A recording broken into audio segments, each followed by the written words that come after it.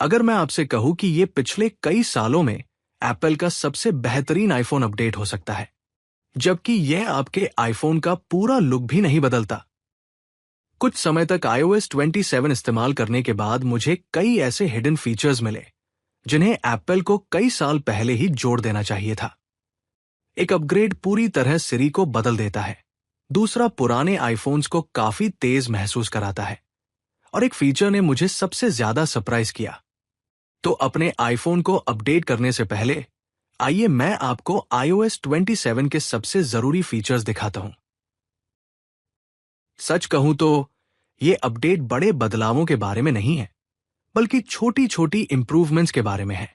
इसमें बहुत बड़े विजुअल चेंजेस नहीं हैं, लेकिन कई छोटे अपग्रेड्स हैं जो आईफोन इस्तेमाल करने का एक्सपीरियंस पहले से काफी बेहतर बना देते हैं। और सबसे अच्छी बात, ये उन सबसे स्टेबल बीटा वर्जन्स में से एक है जिन्हें मैंने अब तक इस्तेमाल किया है। तो चलिए देखते हैं मेरे top 5 favourite features. Number 5, smarter photo editing. अब फोटोज ऐप में 2 नए AI टूल्स आए हैं, एक्सटेंड और रीफ्रेम। एक्सटेंड की मदद से मैं AI का इस्तेमाल करके किसी भी फोटो के किनारों को बढ़ा सकता हूं। अगर मुझे किसी पोर्ट्रेट फोटो को लैंडस्केप बनाना हो तो ये फीचर बहुत काम आता है। रीफ्रेम उससे भी ज्यादा इंटरेस्टिंग है। ये AI की मदद से फोटो के नए हिस्से बनाकर कैमरा एंगल को थोड़ा बदल देता है। इसकी क्वालिटी हमेशा परफेक्ट नहीं होती, लेकिन फिर भी ये काफी इंप्रेसिव है। ध्यान रहे, इन फीचर्स को इस्तेमाल करने के लिए इंटरनेट कनेक्शन जरूरी है, क्योंकि एप्पल का क्लाउड AI इमेजेस को प्रोसेस करता है। नंबर 4, फाइनली एप्पल ने आखिरकार कई ऐसी चीजें ठीक कर दी हैं जिनका यूजर्स कई सालों से इंतजार कर रहे थे। अब मैं अलार्म वॉल्यूम को फोन की बाकी वॉल्यूम से अलग कंट्रोल कर सकता हूं। मेरा आईफोन अब कमजोर वाईफाई छोड़कर मोबाइल डेटा पर पहले से कहीं ज्यादा तेजी से स्विच हो जाता है।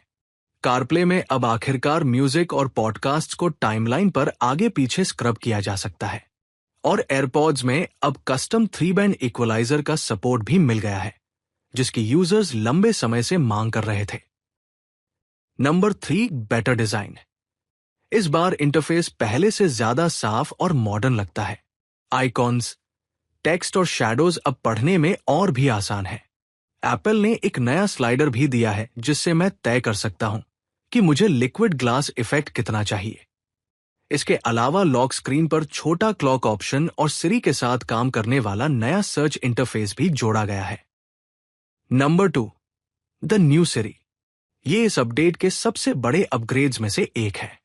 अब सिरी पहले से कहीं ज्यादा स्मार्ट और नेचुरल महसूस होती है। मैं बिना बात दोहराए फॉलोअप क्वेश्चंस पूछ सकता हूं। ये मेरी स्क्रीन पर क्या चल रहा है उसे भी समझ सकती है और उससे जुड़े सवालों के जवाब दे सकती है। सबसे अच्छी बात, सिरी अब मेरे मैसेजेस, ईमेल्स, कैलेंडर, फोटोज और दूसरे एप्पल ऐप्स में जल्दी से इंफॉर्मेशन ढूंढ सकती है। उदाहरण के लिए, अगर किसी ने मुझे कोई मैसेज भेजा था या मैं किसी खास दिन कहा था, तो सिरी उसका जवाब ही दे सकती है।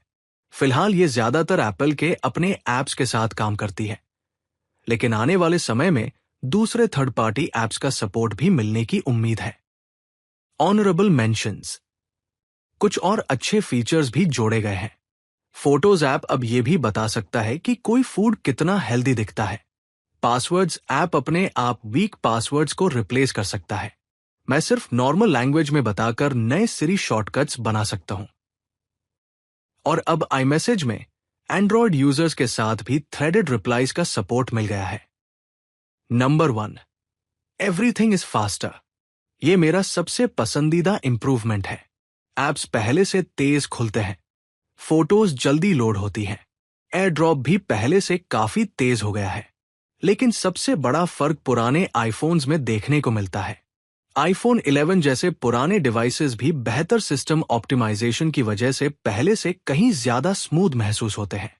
हर जगह नए फ्लैशी फीचर्स जोड़ने के बजाय एप्पल ने पूरे फोन को ज्यादा फास्ट और रिस्पॉन्सिव बनाने पर ध्यान दिया है। Final thoughts. कुल मिलाकर मुझे iOS 27 काफी पसंद आया। हो सकता है कि यह सबसे ड्रामेटिक आईफोन अपडेट न हो, लेकिन ये लगभग हर हिस्से में एक्सपीरियंस को बेहतर बना देता है। अगर आप iOS 27 के ऑफिशियली लॉन्च होने के बाद अपडेट करने की सोच रहे हैं, तो मैं इसे जरूर इंस्टॉल करने की सलाह दूंगा।